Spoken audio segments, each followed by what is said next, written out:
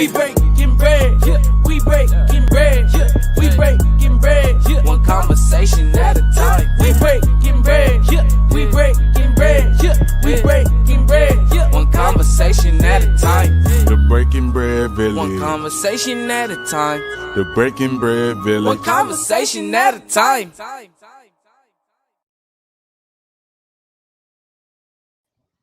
Hey, welcome back to the Breaking Bread Village.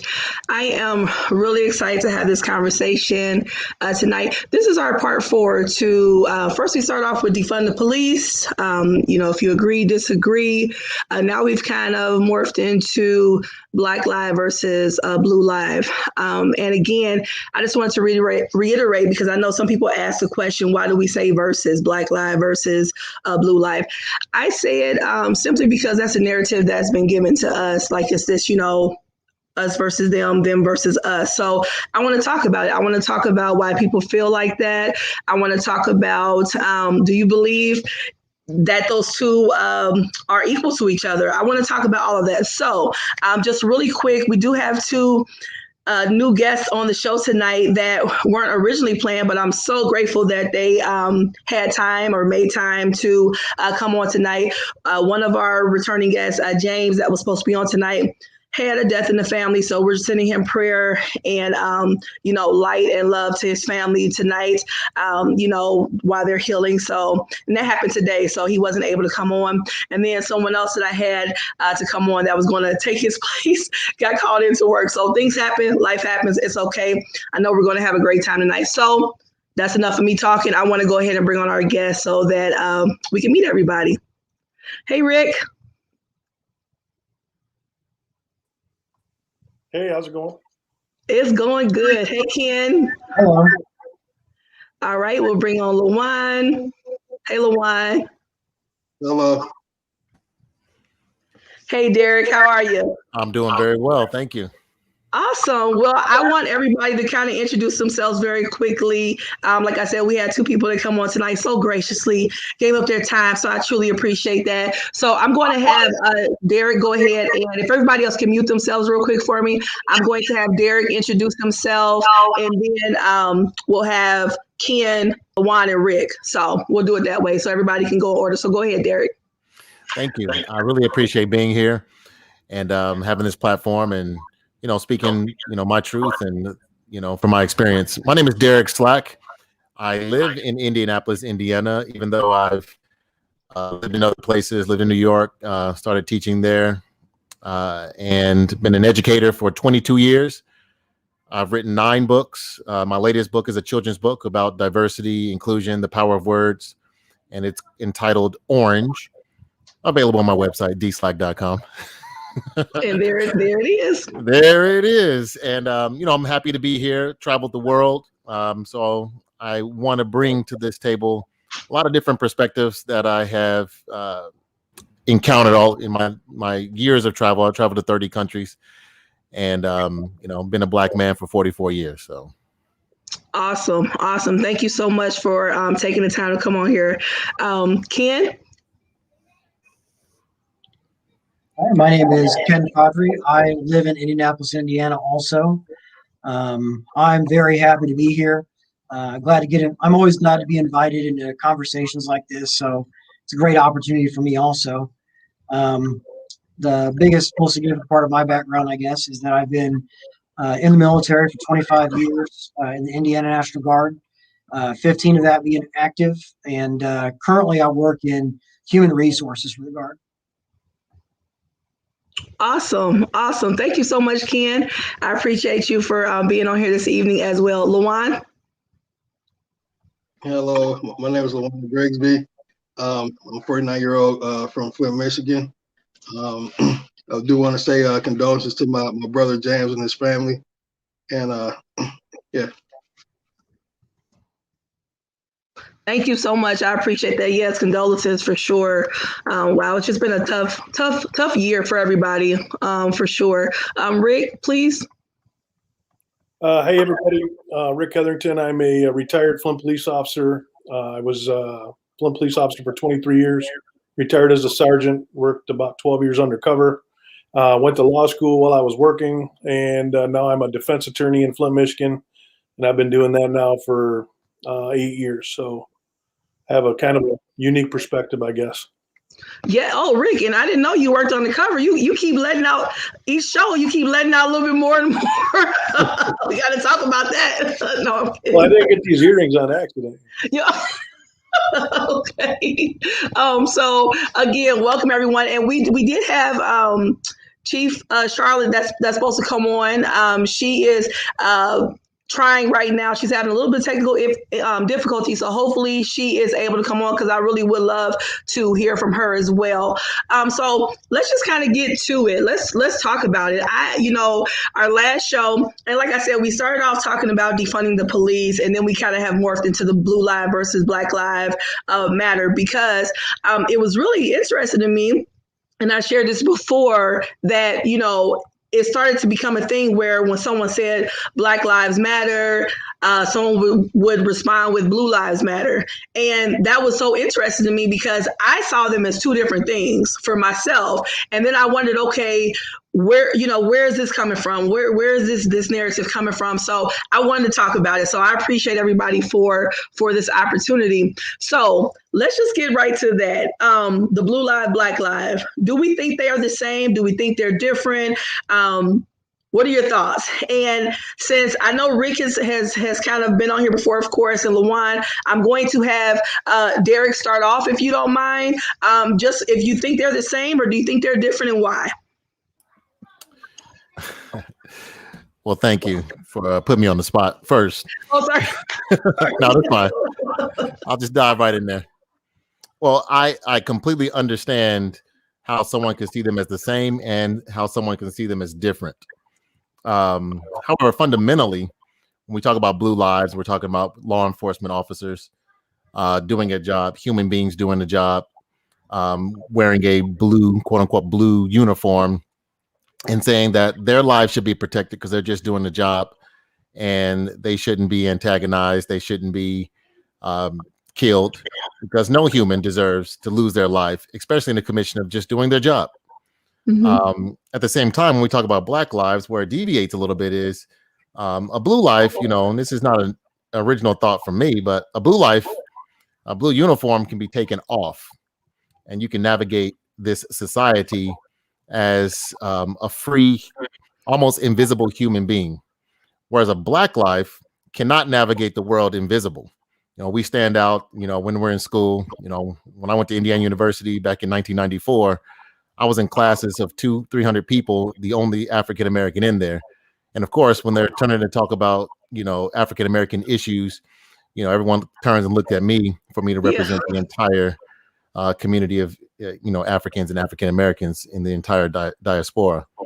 So when we talk about Black Lives Matter, even though we're not invisible, we stand out. We're a raisin in a bowl of milk in many instances. We cannot take that off. We cannot take our skin off. And even though we are visible to this society, we are absolutely at the bottom and most marginalized people historically, traditionally, and currently in this society. So when they say Black Lives Matter, it's like, when is Black lives going to matter is the point. Law enforcement officers have always been respected in this nation. Sheriffs have been written into the Constitution. It is something that's fundamental to our society. And, again, historically and traditionally, law enforcement have always antagonized Black lives. When we talk about the Fugitive Slave Act, it was those bounty hunters. It was those law enforcement officers that went out there rounding up Black people just for the simple fact that they were Black.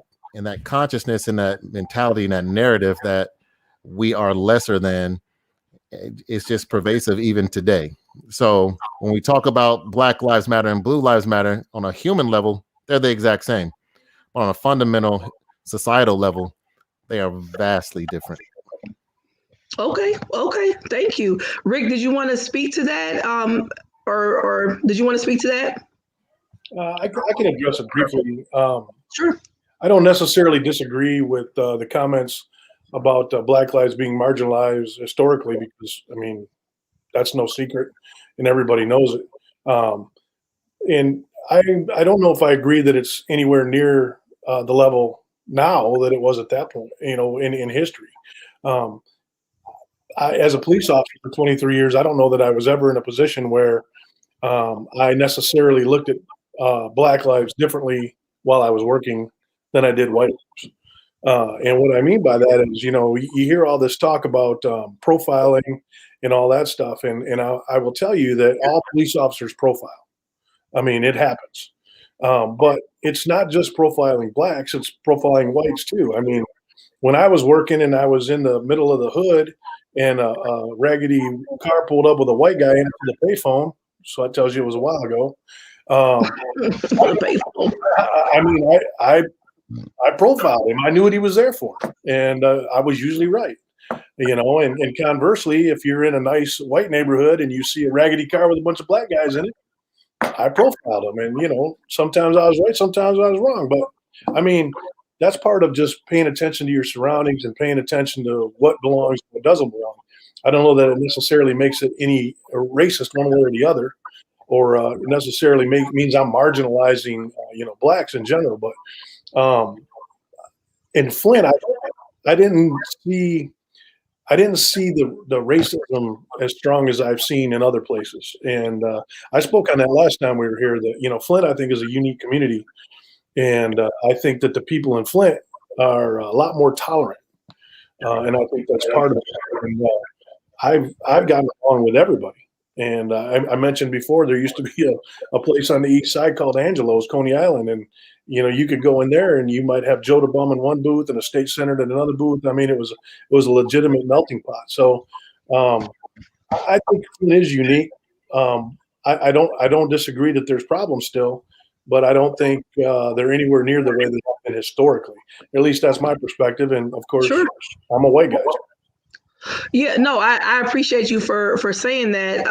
And I will say, I know what it feels like to be profiled. I've been profiled, and most people, I am not the most least threatening people. I mean, I don't look, but I've been profiled. I've been asked, why I'm in a certain neighborhood. I've been asked where I'm going, where I'm coming from. And, it's like, why does that matter when I haven't done anything? So I know what it feels like to be profiled. And again, I'm not a police officer, so I can't speak to who profiles everybody, but I know what it feels like, and it doesn't feel good, especially when you see that off, that car, and you see it, and that they look back at you and they turn around, and you haven't done anything. Now sometimes I do speed, so I will say that. And so, but with that said, that feeling of knowing that, okay, what's coming from this, I've had that happen, so I know what that feels like, and it's not fun. Ken, did you want to give your perspective in regards to the blue live versus Black live, and do you see them as the same or different? Sure. So at first I thought, I'm really glad Derek's going first, but now I'm like, now I got to follow Derek. So no, give your perspective. So Black Lives Matter it's extremely important, because what it's doing is it's raising awareness, and it's making movement forward on the issues that we've been talking about, on the inequalities that are pervasive in the entire system. I was just having a discussion earlier on the Clubhouse app about how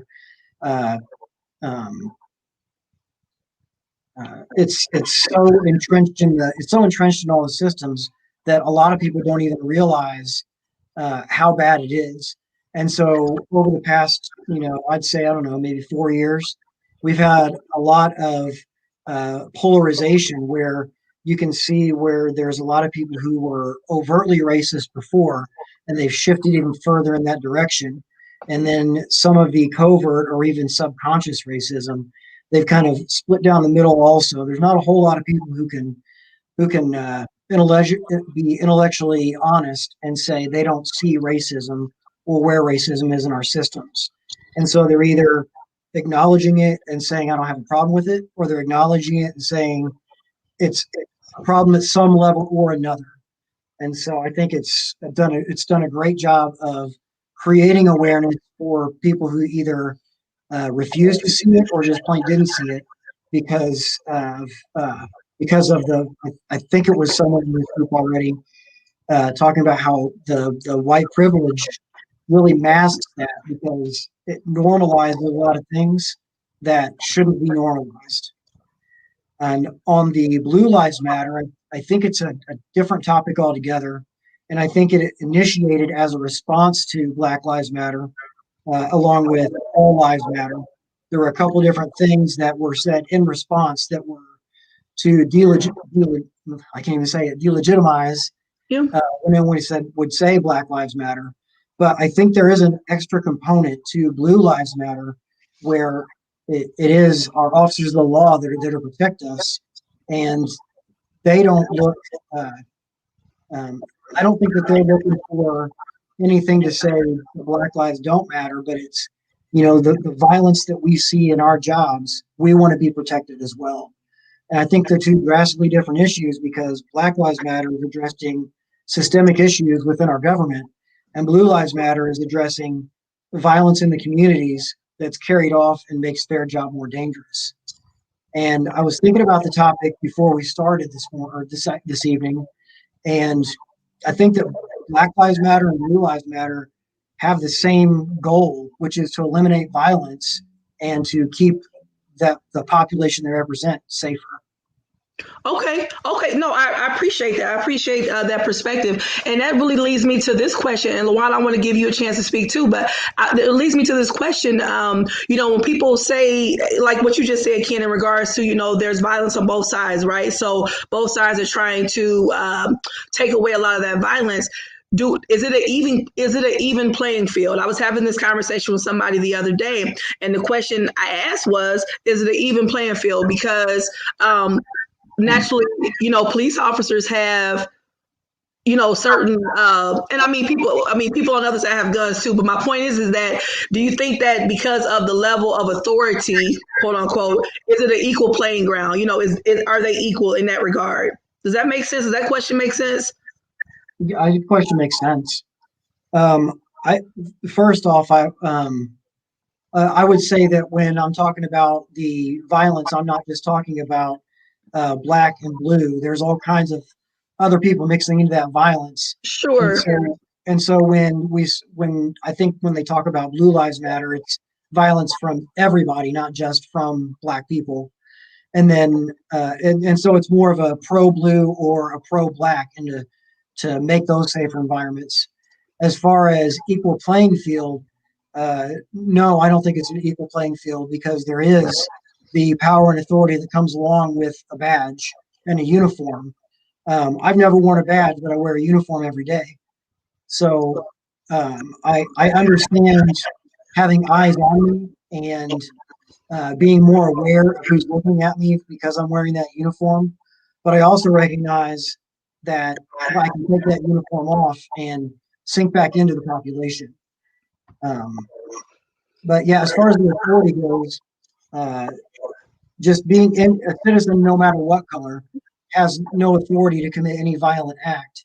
Well, we know that, right, Ken? Sorry to cut you off. We know that people don't have authority, but it happens, right? I mean, it still happens. And I guess when I ask the question, and if somebody else wants to jump in too to answer this, thank you so much, Ken. When I say equal playing ground, what I mean is, if, let's say, for instance, if I shot Rick, sorry, if I shot you, right, and something was to happen, I feel like based on what has happened in the courtrooms, the outcome would be different for me if I shot him than if he shot me, right? I mean, is that fair to say based on statistically what's happened? Lawan, do you think? Yeah, there you go. Okay, so let me just touch on a couple of things here. Sure. And when we talk about Black Lives Matter, like historically and culturally, like we've been criminalized. So it's easy for the vast majority of, especially white people, to, like, when it comes to Black lives, to minimize our existence. pretty much. So I feel like Blue Lives Matter wasn't something that came about because of something the police, a police movement. It was more less so the general population and their disdain for Black people. So, and I also don't really believe. Go ahead. Also, in light of recent events, especially at the Capitol in D.C., where you had a police officer injured, you had police officer killed. I mean, I was gonna bring that up, but go ahead. Yes, yeah. You had police officers hurt. You don't hear people saying Blue Lives Matter now. In fact, we're in light of that situation, this is where people, they're not even criminalized. Like right now, you don't even hear about the people who actually hurt these officers. The people who killed the officers, you don't even know who they are. And I guarantee if that was a person of color, a Black person, they would be on the evening news right now. So I think there is a huge difference on how, basically, how we're perceived and how we're policed. Yeah, no, I agree with you. And I definitely was going to bring up the 6 because, I mean, how can we not talking about this? What I will say is that some of the people, I will say some of the people that did, injure and kill a couple of police officers were named. And one person I know was Emmanuel, and I keep saying his name because he stood out like a sore thumb, like Derek spoke of earlier, the raisin in the bowl of milk. He was a Black gentleman, but there were also several white gentlemen that were named in the news. But I do agree that I have not heard a lot of the argument about Blue Lives Matter when it comes to that. So, Derek, do you want to speak to that in regards to what Lawan was just speaking about the 6 and how that narrative of Blue Lives Matter has not been as, hasn't been raised as much? It hasn't been raised as much. It's difficult for any group of people to look at themselves as bad, or look at themselves, any group, they want to uplift the best of themselves, right? And historically in this nation, and even global society, white people have been the most violent that there's ever been in the history of this world. Just look at August of 1945 when 2 bombs were dropped in Japan, and you instantly killing 300,000 people is far more than whatever could happen in the last 50 years when it comes to Black communities, Black and brown communities. But they don't look at themselves. They celebrate these things as something that is good. The Revolutionary War was good. So the same people that stormed the Capitol can look back in history and look at the Revolutionary War. And, what made my heart jump on that day on 1/6 is when Joe Biden got up there during it and was like, this is not who we are. And that is totally false. That is who this country has always been. When they have been wronged or feel pained, when taxes were too high, when King George, introduced the Stamp Act, they said, I am willing to die in order to get rid of these taxes and to, liberate myself from this king. And they did. They fought against the British Army, one of the most powerful forces on earth, and won. And that's celebrated every July 4th. We celebrate the creed, all men are created equal, when that's never been the case. From the genesis of this country, even the Boston Tea Party, we can go back, when they're dumping tea in the ocean because they're mad about the tea tax. Guess what? They dressed up as brown people. They dressed up as Native Americans. So the first insurrectionist acts in this country has been a racist act, And then we don't talk about the first martyr from that era, Crispus Attucks, who died, trying to fight for the freedom that he wasn't even afforded or looked at as human.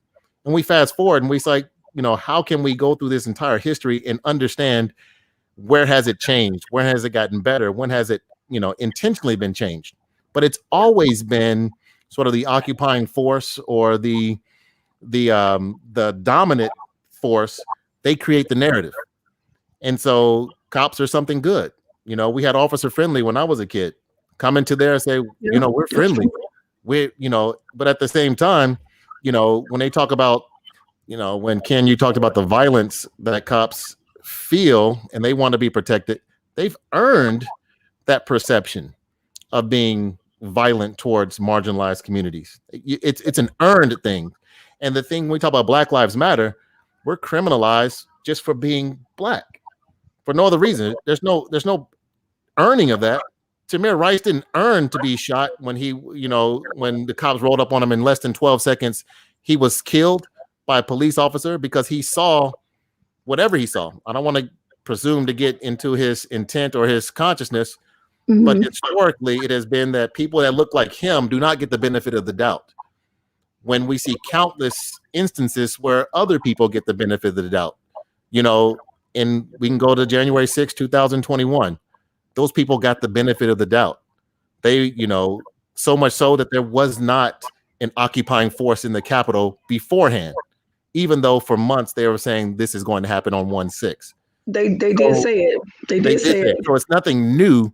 So when we come down to, you're not going to hear that because it paints the picture of the dominant narrative that they're something that they feel that they're not, when it's not a reality of what they've been and who they've been to certain groups in this country. So no, you're not going to hear Blue Lives Matter in this instance, especially when, we can go, I'm sorry, I'm bringing up too much history if this is getting mundane.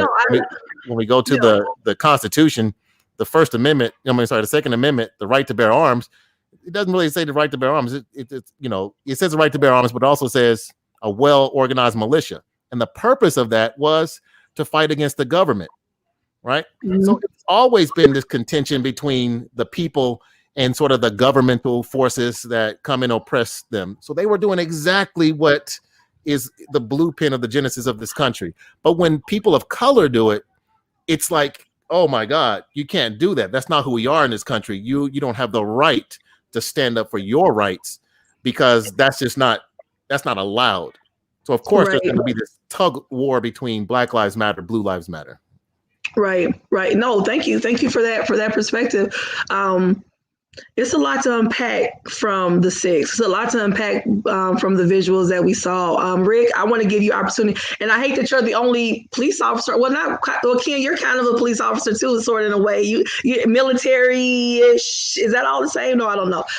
But Rick, I want you to respond to that because Derek brought up a lot of good points in regards to history. And I remember reading books when I was younger, in regards to how police officers kind of began, when they check people to kind of, check papers and, why are you in this area? What are you doing here? So, I mean, it's a lot to unpack from that. So, Rick, I want you as LEO to speak to that, if you don't mind. Yeah. Well, first of all, I mean, I don't understand why it's got to be us versus them or vice versa. Why has this got to be a contest one way or another? And, last time we were on, you brought up an interesting point because you said that, when you heard, and I think actually Lawan touched on this, that, when you hear people say Blue Lives Matter, it's not generally the police saying it. It's some other people that are trying to deflect or whatever it is they're trying to do. Which is true. And I don't know that it's necessarily the police that are the one driving this narrative.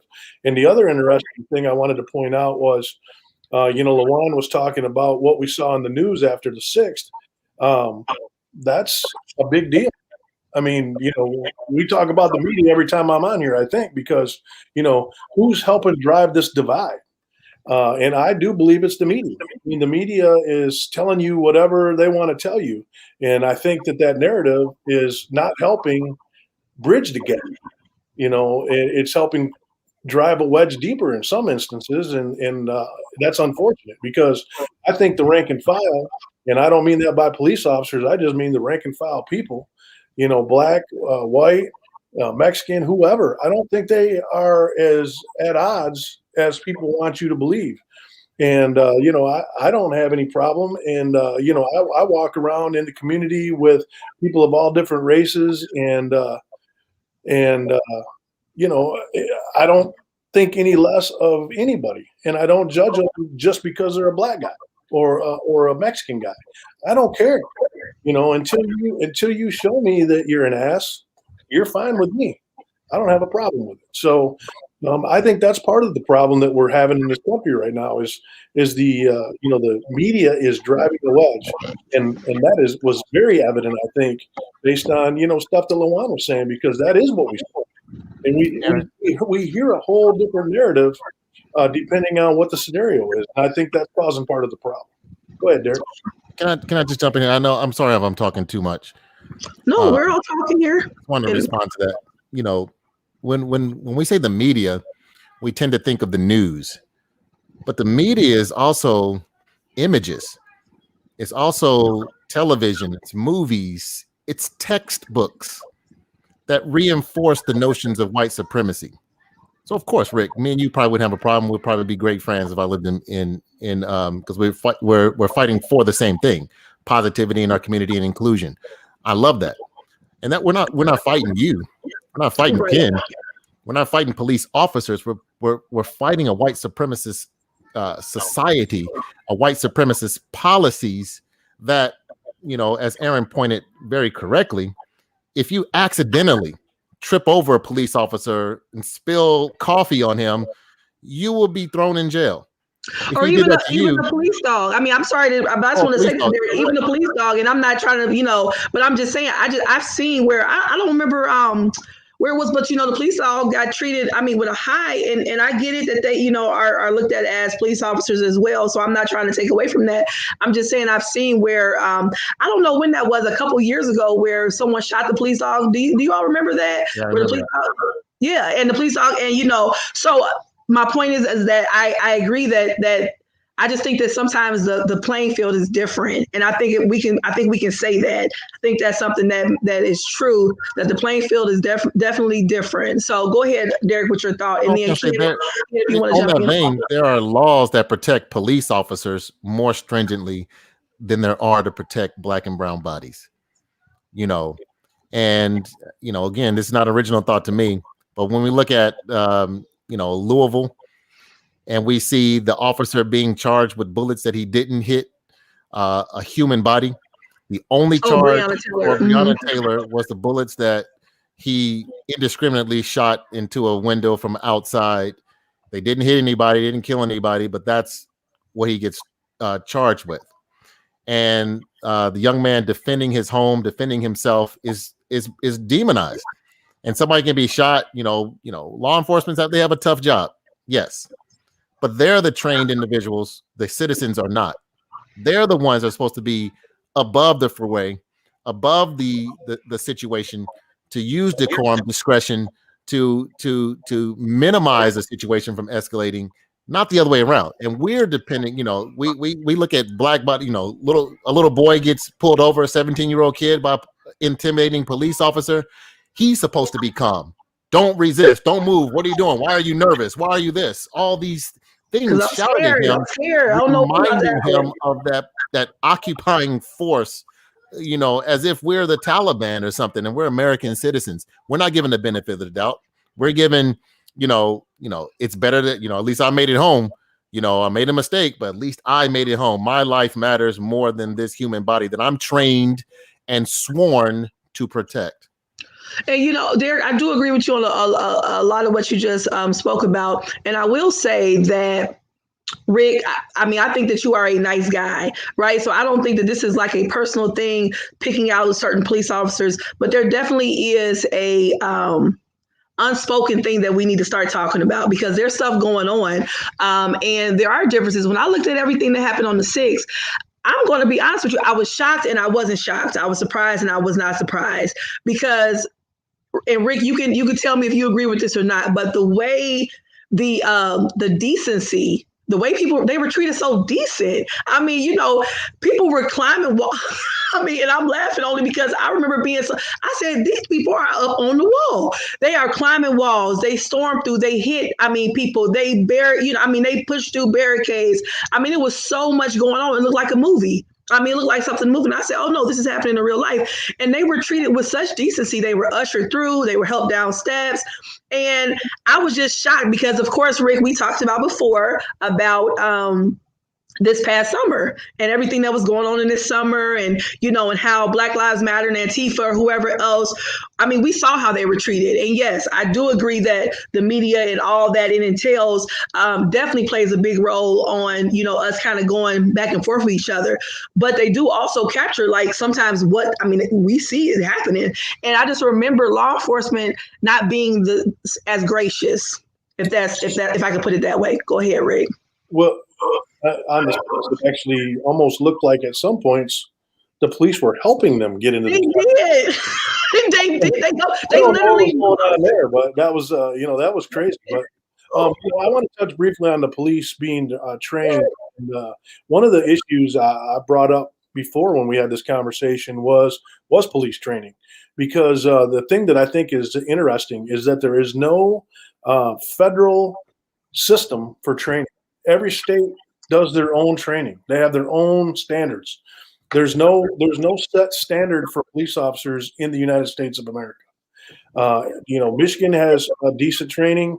Most of the states have decent training. I won't say they don't, but why isn't there a federal standard? Like, why isn't there a federal requirement that you have to do X, Y, and Z, and everybody's trained the same? Because I agree. You wander from Michigan into Ohio or Michigan into Indiana, where these guys are at, and the police are trained totally different.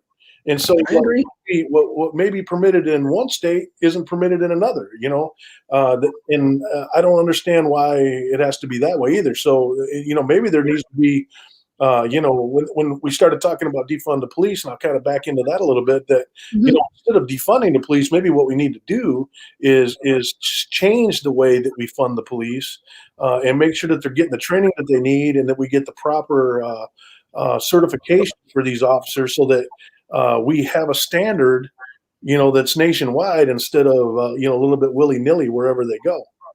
No, I agree with that. I agree. Lawan, did you want to jump in? Uh-oh, did he freeze? You're muted. You're muted. Check your microphone. Yeah, go ahead. Okay. So you can have all the training that you want to, but I really think that people entering the police force need to be vetted. I mean, because I'll go back to what we talked about the last time.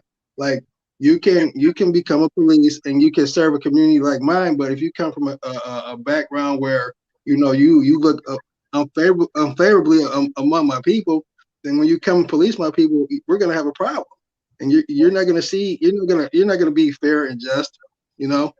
I did want to talk about something like historically, and I know I might get off the track. I think the problem is historically with Black people being marginalized is the fact that we get beat down with the pencil. Like, all the laws, from the federal to the state level, since the inception of this country, they have been authored and written by white men, right? And so when you pass laws and you author them, you also author where the resources go. Like, that's why it's so prevalent that a lot of Black men are in jail right now. That's by design. So it's not something that it's all by design. We get marginalized through the law. That we're not represented. We're underrepresented. We have no say so. Well, and I do want to say, I do think that there has been, of course, a lot of white men at the top making decisions, but we also wanted to add in classism too. I mean, there have been rich people making laws, right? So that also adds in the fact how a lot of people are left out of the decisions, and there's not enough representation at the tables. And we've talked about that before too, having more representation at these tables that are making these type of decisions. But I did want to touch this real quick, Ken. I want you to jump in next. In regards to Rick, I think how you talked about how things were not the same as they were before. See, for me, I believe that things morph. Right. I think that things may not be the exact same way they were, but they morphed into something different. So just like when people used to say, show me your papers. Why are you here? Are you free? Are you allowed to be wandering around? To me, it kind of morphed into, why are you in my city? Why are you driving through my city? Because I've had that happen to me personally, where I was literally driving home through a city that I was not from, and they asked me why I was there. And I'm like, I'm going home, first of all. But then I was wondering why they were questioning why I was driving through the city. So I think a lot of things have morphed. if that makes sense. I mean, do people agree with that? That it may not look the exact same way it did, back in the 50s, back in the 60s, but it's morphed. I mean, just like with chain gangs, now they do that in prisons, and it's the same type of structures, same type of oppression. It just looks different. So I just wanted to throw that in too. Ken, you want to jump on in here and kind of give your thoughts about it too? I know I'm just going. Yeah, no, I agree that things have morphed over time, and I think that you summarized it really well. My wife and I were just reading the other day, and the actual laws on the books, that prisoners are legal slaves. Yeah. And the terminology is even there. So while things have morphed, there's still a lot of things that stay the same. And so some of it actually has gotten better, but a lot of it has also just changed its form and it's better hidden. So talking about who is making the laws, whether you talk about it saying that it's a race or saying that it's classism, you still got to take it and look and say, well, which races are it that that are holding the wealth? And I'm reading the comments at the same time. That's why I'm kind of giggling too. Mm-hmm. So, which race is holding the wealth? And it's my race that's holding the wealth and making the rules. And until, like Katie said, until representation is brought to more equality, then the changes in the laws and the changes in the rules are never going to be brought to more equality. Yeah, and and we've also seen. I mean, and I know people get upset when I say this, and that's okay. But we also seen that even though you bring a Black person to the table, because I remember people get mad, but y'all don't get too mad at me. Don't be inboxing me. But even when Obama got elected, right? Everybody thought that Obama was going to save Black people. Sorry, it's still funny to me because people really thought that. People thought that Obama was going to save Black people. And, when he didn't make a lot of laws to help out different communities, people were upset, And so my point is saying that it's still about class. Class is still a big determining factor when it comes to making changes. You need different people from different types of backgrounds, economically and culturally, everything to make decisions. Derek, did you want to add something to that? No, I am loving this conversation. I think more of these need to happen. And it just goes back to, I don't want to call it a lie, because it's hard to call the founders liars, because they didn't feel that people that look like me were human. So which we know that because of the Constitution. I mean, we know that because they put it in there. Yes. It was in there. So for representation purposes, they put us in as, for every person is 3/5 of a white man. So we're 3/5 human. We weren't necessarily human. That was just for representation purposes, so that the South can still retain some power. It wasn't necessarily because, it wasn't anything about us. It was just like, are they people or property? And if they're property, then how can we count the horses and all your nails? If they're people, then they need the rights as everybody else. Let's make a compromise. They're 3/5 person for representation purposes. Right. So the thing is, the only thing that makes us human in this nation is a law. So people's mentality, their hearts never change. It's just a law.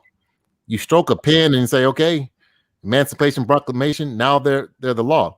And even, the abolitionists back in the day didn't really think that we were equal. They just thought slavery was horrible. So it's like, because they didn't say that, oh, wait a minute, because of slavery, you have been dehumanized so much that there's no way that you have to take some time. You have to be reacclimated. So they created the Freedmen's Bureau back in 1868. They created these structures to acclimate Blacks into a society. So when we talk about white supremacy, they were using a standard of whiteness, and everybody had to match up to that. And then they left things out like, we'll teach you about the Constitution, but we'll leave out the Bill of Rights. When we'll teach you about, we won't teach you about civil liberties. We'll just teach you how to read and write a little bit, enough where you can at least be civilized and we won't look like hypocrites. and we can still go back to the lie that we're following Jesus. So, so it's like that hasn't changed. There has not been a period in American history, even before 1776, that there weren't slaves, including today in 2021. Yep, that's there true. has never been a time that hasn't been slave, and therefore there has never been a time in American history where everybody has had the right to vote. So they're all storming the Capitol because their votes they're not counted. But what about the entire history of our country where everybody still doesn't have the right to vote? Every American citizen still doesn't have the right to vote to this day. Yeah. No one talks about that because it doesn't fit the narrative of how peaceful and honorable and, we gave you your freedom, or this is a country of laws. This is a country of freedom, free speech, and all these things. And, and I stopped by calling them lies. They're just misguided because, it's almost in innocence, because it's just like, they didn't know any better. I don't give my dog rights. I'll never, no matter what the law changes, think that my dog is equal to me and should go to school with my children. No. And that consciousness has never, ever been eradicated in this country. Okay. Thank you, Ken. You said you had something to say? Yeah. And I think it kind of stayed in track with what Derek was saying. Is we were talking about the classism going along with the money and the power, and until the people who own the money and the power make the change, then the change won't be made. And so with all of the examples he just gave, it was an example of the people in power retaining their power in some way or another. And for anyone who can't really relate to that in general, we've got a lot of people right now calling for term limits on congressmen, because we recognize that if they sit there in the power for so long, it corrupts them, and they're not looking out for the people they were elected to look out for anymore. Well, they're out of touch. Yeah, I'm sorry. No, it's fine. And so it's really just about retention of power at some point. And until those who have it are willing to give some of it up and make it an equal playing field, we'll always have conversations like this. No, it's true. And yeah, I would agree with you, Mitch, Nancy, all of them. They need to sit. It's time to sit down and let CEOs get up there. I agree with that wholeheartedly. Can I push back just a little bit? No, please. And I don't disagree with anything about that. Mm-hmm. But it's more about who has the power to make power, more so than the power itself. Because think about this. Yeah. And give me a little latitude with this one. Sure. Over the weekend, a group of geeks got together in a Reddit thread and took over the stocks, drove up the price 1,200% of GameStop. I saw that. A failing company. Right. They took power into their own hands. I think unity is the greatest weapon that has ever been able to change things in this country, more so than just these old people sitting up in Congress or the Senate. You think about it. Now they're talking about changing the rules of how that works. Now they're talking about you're threatening, when they have the power to make power. They have the power when the power was taken into people's hand, more democratic way of dealing with stuff. These people are on the hook for $6 billion. You took these established hedge funds and made them bankrupt. That's power. We have that exact same power. What made the summer 2020 so dangerous was the unity, not the message. It was just the unity. It was all kinds of faces. When they're marching in Germany, in Syria, in Cambodia, when they're marching and saying George Floyd and having his picture, that's unity. That's the most dangerous thing. Now, what they'll do is change the rules on you. When Huey P. Newton took the power in his own hands, he looked at the Constitution, it's like, oh, I can have a gun legally. Bam, I'll have a gun. They changed the rules. Oh, yeah. Now change the rules. It's who has the power to make power. It's what's so dangerous. Yeah. More so than who has. Yeah, no, I'm sorry. You're right, Derek. That's true. I mean, even after the summer, I mean, they started trying to make rules in regards to protesting. And what was so interesting to me, and I want everybody to kind of think. I'm gonna put this out here real quick. I want us to kind of think of a positive in regards to how we can keep this conversation or these changes. You know, how we can get that going. But I wanted to say, you know, what was so interesting for me when I watched everything that happened on the 6th. A lot of stuff that they did nothing but help push the laws that they did not want to have impact them in regards to gun laws, in regards to freely being able to go through different government buildings, being able to bring guns, of course, in there. Everything they did actually went the opposite of what they wanted, you know, in regards to being able to defend yourself and having a gun. Now they're going to change that. Even when you talk about, you know, different martial laws and different things like that, they only did all they did was help kind of push it the opposite direction. So I just found that very interesting. But I do like to have balance. So I do want to talk about how you all feel, and I know we're getting close to time. We're going to go a little bit over if you're okay with that. You know, just how you feel about how you think we can change this. What can we do? And I know you, Derek, you just hit, the head. What is it? The nail on the head. How's it go? Is that the saying? Nail on the head. You just hit it in regards to, power. And it's true. You have to take power. You have to take your power back. And that's individually, collectively, all of that. But what do you all think we can do to bridge this gap? And Rick, I do want you to speak about it in regards to being an LEO, because I shared this story before, and I'll say it again. I had Officer Dave when I was a kid. He was a black guy. He was like 6'6". He was huge, but we weren't scared of him because he was a part of the community. We knew him. He knew us. So when he came around, it was all respect. It was all love, because he didn't use it to oppress or intimidate. It was just like, what y'all doing over there? Get back home. And it was just like that. And if he had to arrest somebody, we knew it was him doing his job, because he still had a certain type of positive impact in our community. So with that said, Rick, how do you think we can bridge this gap, or this the gap? I'll just use that word to, for lack of a better word right now. Well, first of all, Derek's absolutely right. I mean, it's all about unity. And when we get united, that's when things happen. And I don't think the government wants us to be united, frankly. And I think that's part of the reason we're where we're at now, because there's things that have been put in place that are designed to keep us at odds to some extent. And that's why that way they can keep control over us. And that's what they're doing right now. But as far as the policing goes, and you talk about Officer Dave, in the 70s, Flint had the model community policing program. It was the model for the entire United States. And what community policing was designed to put officers in the community on foot, to interact with people on a daily basis, to be in tune with the neighborhoods, so that the neighborhoods knew them and they knew the neighborhoods. And it was huge, and it was successful. And you didn't have all the animosity as much as you do now, because now the only time the police are in the neighborhood is when somebody calls them, or they have to go in there for some reason, and so there's no connection. And you get me, I'm a 6'2" bald-headed white guy that goes rolling up in the hood, and I got to snatch somebody if there's something going on. Well, immediately. I'm snatching him because he's a black guy. It doesn't have anything to do with what might have been going on, So there's that clash, and that can be true at times, yeah. Well, I mean that's what's really happening, and it's a lot of we've talked about it all night long. It's a lot about perception.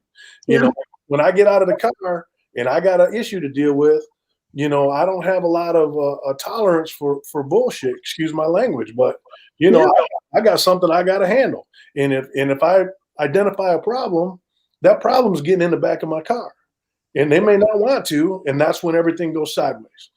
And if there was more emphasis on community policing, I think we could eliminate some of these problems. But again, City of Flint The police department's been defunded for the last 30 years. You know, there's no funds. LaJuan knows what it's like in Flint.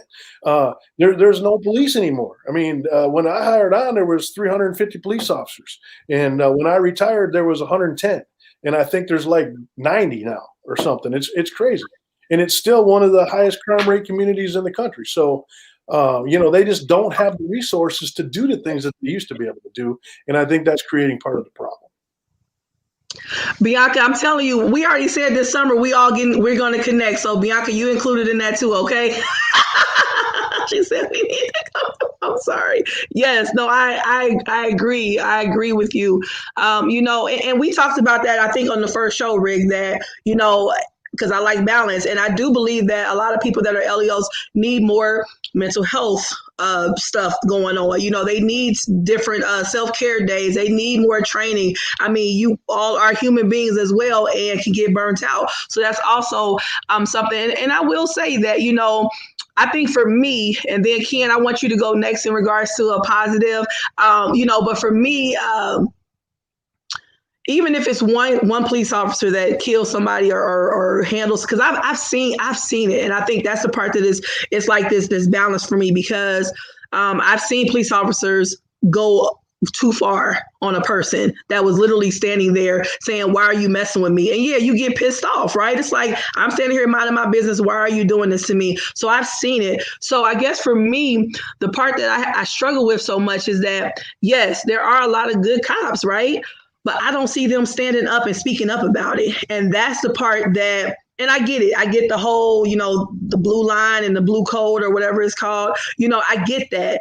But I think for me, even if it's that 1 out of 100, if nobody else is saying anything or holding that person accountable, and you know this person be roughing people up, you know this person goes too far, you know this, and nobody's doing anything about it, that's the part that I have a problem with. You know what I'm saying? That's the part that is hard for me to say, okay, yeah, I know that you may not be bad, but you're not speaking up? You know what I mean? And that's where sometimes I struggle with that. So,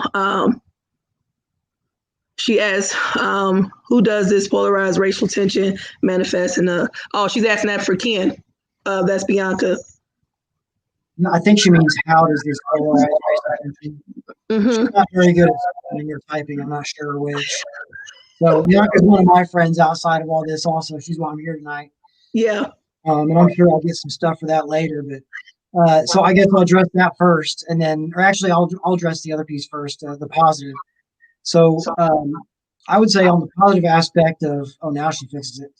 On the positive aspect of how do we move things forward, I think that when we say defund the police, it's kind of a misnomer, because what we mean is to reallocate some of those resources into community policing training, or other programs that are needed, like the mental health programs, or, you know, we used to have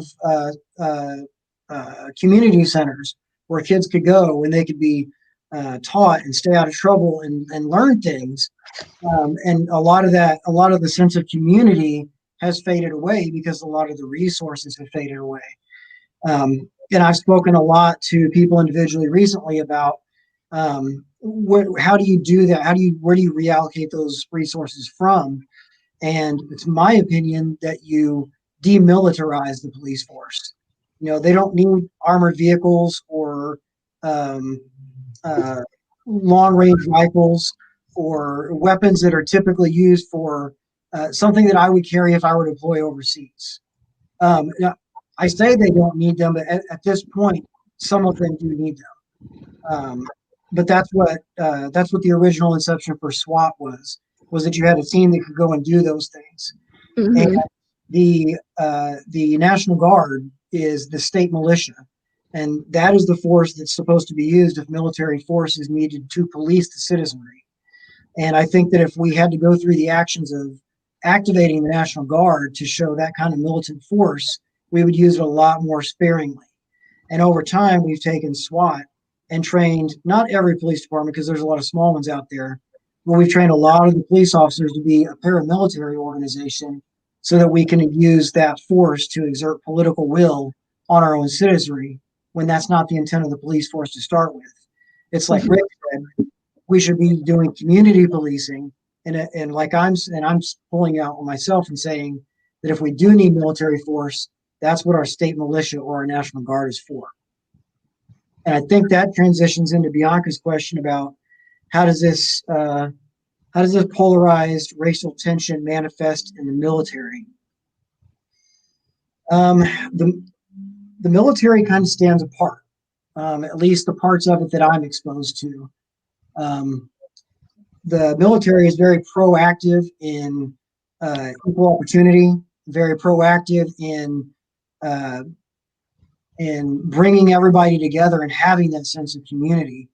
I work in several different programs. I work with our sexual harassment and assault response and prevention. I also work with equal opportunity. I do human resources, resilience. So I do a lot of the things that deal with people and trying to make sure it's a good environment for everybody. And we do things very, very proactive compared to our civilian counterparts. So as far as how does the racial polarization manifest, if it does it in private, it doesn't do it in public, because we have, in general, a very disciplined force where if you do have an opinion that's contrary to what is acceptable to Army policy, for example, if you have a problem with some race or with some gender or with gender identity, then you keep that to yourself because it has no place out among our troops, and you will be penalized for bringing that out and making them feel like they can't be in that workplace. Okay. Well, awesome. Thank you, Lawan. A positive. And I wanted to say real quick, Rick, when you talked about police officers not being in the community, police officers are doing TikToks now. They dancing at schools and on the street. So if you want to do that, maybe, I know you're retired, but if you want to get out and do a TikTok, a dance or something, that might help in the community. I don't have moves like I used to. Oh, okay. What did you say, Ken? I said I'm gonna go follow Rick on TikTok. Yeah. Lawan, a positive that you have. You know what? I like what Derek said earlier. It's really all about unity. And this summer, what we saw is what they didn't want to see is the fact that people of all races and colors, genders, nationalities, they all came together against a cause. And I think for anything to change, we need more of the same. It doesn't need to be seasonal. It needs to be, persistent. Yeah, no, yes, I agree. And I do agree. Oh, I just want to let you guys know this is Rick's wife saying y'all don't want to see him do no dances on TikTok. He'll just ride his Harley. That's it. I do agree that we need unity. And I do agree that we need more of these kind of conversations. We need more, and I'm also a person about action, right? I mean, I love talking, but I like action. I mean, we have to do things too. We have to get moving and do things within our community. And so, but I do agree we need unity. And I think that people in their own way, they had unity on the 6th. They really believed what they were doing. I mean, I've talked to several people, that believed in that movement and, push forward. And, I kind of interviewed them kind of personally to see, what their narrative was. And they believed in what they were doing. So I don't try to take away from what someone believes is their mission or purpose in life. But what I do agree with is that we have to start having some kind of conversations because, I mean, every time I see somebody else get shot, right, I'm just like, oh my goodness, okay. And, you almost become desensitized, which is not good. It's not good to just be like, oh, wow. And you kind of get sad a little bit, but then you go to Walmart and it's like, you move on with your life, and I think we've become that way because it's happened so much. And again, yes, Rick and I were talking, we were kind of in the queue waiting for the show to start, ahead of time that, of course, the media plays a part in it. I mean, the media is going to jump on any story that gets them, views or whatever. I mean, that's just the way that goes, right? So we have to have more of these type of conversations with real people and try to see what we can do to save people's lives. I mean, because I don't want anybody to feel threatened or feel like they can't do their job or that they can't walk down the street. You know, I have 4 boys. I know what it's like to tell them about stuff, and they tell me stories about being harassed. I'm gonna tell you this story real quick, and we're going to give a parting word. But my sons were at a county fair. Everybody's been to county fairs, right? Where it's like people stand around, talking or whatever. And they were there, and some of their friends, I mean, they have white friends too, but they had, Hispanic and black, everybody, but mostly black and Hispanic people were in this group. And sheriffs walked up to them and asked them what they were standing around for, and told them they looked like they were in a gang. And they were standing at the county fair. This is the county fair where everybody literally stands around and eats, funnel cake and looks at animals or whatever. But that's what they were doing on this particular day. And I just remember them coming home really upset that they were being harassed for doing what literally everybody else was doing. But because they stood out, they were being targeted.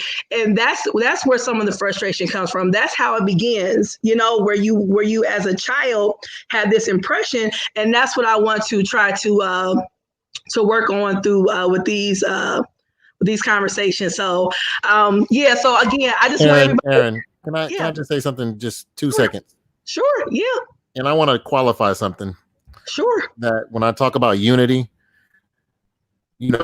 when I hear them talking about unity on, the governmental level, it scares me. I want to unify the nation. What that says to black and brown people is that they were right in their bigotry. They were right to have a grievance as far as what they were doing. And we need to all come together as one big melting pot.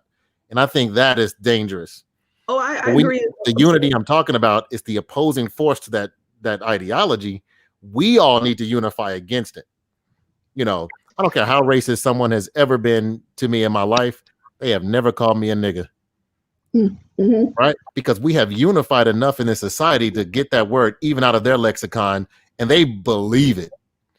So if we can unify words out of people's mouths, we can start unifying some of these things out of our society, and it'll be less and less prevalent for them to be emboldened to do things that call me a nigga without saying the word, if that makes sense. It makes perfect sense. I got exactly what you were saying. So does anybody have any closing words? Rick, do you have any closing words as the LEO representative tonight? I will just say that, I talked about being undercover.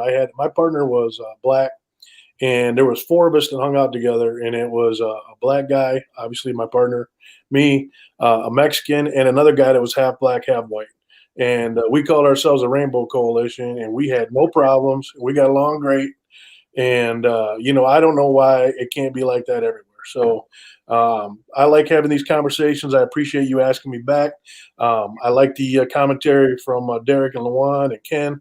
And, I wish we, especially Derek and Lawan. I know Lawan lives near me. I'd like to run into him sometime in person. But I wish Ken and Derek lived close so we could meet up too, man. It'd be great. No, yeah, I love this. I love it. I love that. I remember, and I told you, Rick, when we first did the first show, that people were petrified for me for having police officers on and people that were like peer support specialists and for pro defund the police, and people were like, it's going to be crazy.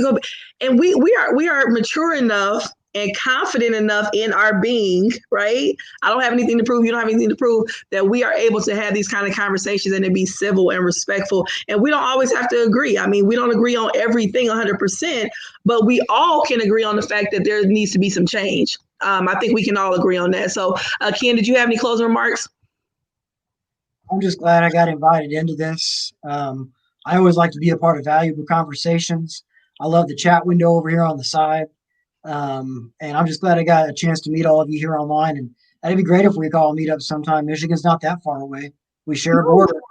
Yeah. And I don't ever want to have to talk after Derek. No, Derek. And I do want to thank Miss Bianca. She's been commenting all night. She actually got Derek and Ken on for me because I'm like, girl, hey, I had some people that couldn't be on tonight. I need some more representation from all sides. So I appreciate her for getting on that in 5 minutes. She was like, girl, I got you. And I really appreciated that. So Lawan, did you have any closing remarks? No, nothing except the fact that I really enjoyed the new panelists today. They're articulating their points, and I look forward to talking to everybody again. Yes. Derek, did you already do your closing remarks? No, you didn't. I don't think.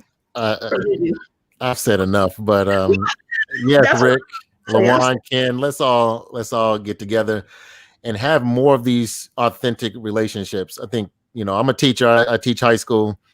And you get people from opposite sides of the spectrum in a room together with a competent adult that understands how unity works, can change the world, literally.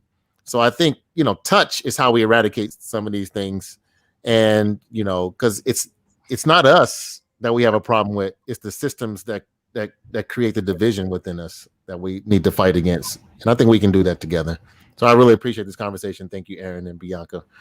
For making thank you, Bianca, for letting me be here, and Aaron for having this forum in the first place. Oh yeah. No, I trusted when she said she had some people. I trusted her. I agree with you, Derek. I mean, some people say conversation. We're beyond that. No sense to have conversation, but I don't agree with that. I do agree. I believe in action. I'm an action person. Like I'm not gonna talk all day. We need to actually do something. But I do believe that it starts with conversation, to be able to understand where each other are coming from. After having Rick on here several times, I've been able to kind of open my eyes to some different perspectives, say, oh, wow, they are human. In a sense, it's like, wow, okay, I know how I've been after a stressful day. And I know people don't want to admit that, but sometimes you have stressful days. And then right before you about to get off, somebody's acting a fool. I'm not saying it's okay to do what you do, but listen, we've all been there where things have happened. And again, I'm not trying to advocate for anybody to be treated a certain way, but I'm just saying realistically, we're human and things happen, and we need to set some different things in place to make sure that people are being cared for their whole being, when they're in these different types of jobs and situations. So I thank you guys for being here tonight. I really do. And Bianca, girl, she about to send your wife a friend request, Rick. Oh my goodness, she is so funny. That's so funny. But she getting me all thrown off. She is so funny. But with that said, I really do appreciate you all for jumping in last minute. Rick, I appreciate you for tolerating me 4 times now coming on. And Lawan, this is your third time. So thank you so much for coming on. I really, really do appreciate it. I do want to send another condolence out to James and his family. What they're going through is just sad. So I really wish you all well and love and healing. So thank you guys so much. Have a great evening. We're going to keep in touch. And, I wanted to, did I put your website up real quick? Did I do that? Did I put your website up? Derek? Yes. Just invite me back later. Oh, yeah. Yes. And you can talk about your books, because I really do want to advocate for that, too, because I really, anybody that does entrepreneurship and entrepreneur work, I want to advocate that. So you guys go check out his website, and we'll have Derek back on to talk about that as well. Thank you, Ken, for your service. I appreciate you. And thank you, Rick, as well. You out there now, you a lawyer. So you still got to come on and talk about that, how you got into that from being a cop. But we'll talk about that one day. But you guys have a great evening, and thank everybody for watching and commenting. Appreciate it. Oh, okay. That's awesome. So, okay. Well, you guys have a good night, and thank you everybody for watching. I appreciate it. Bye.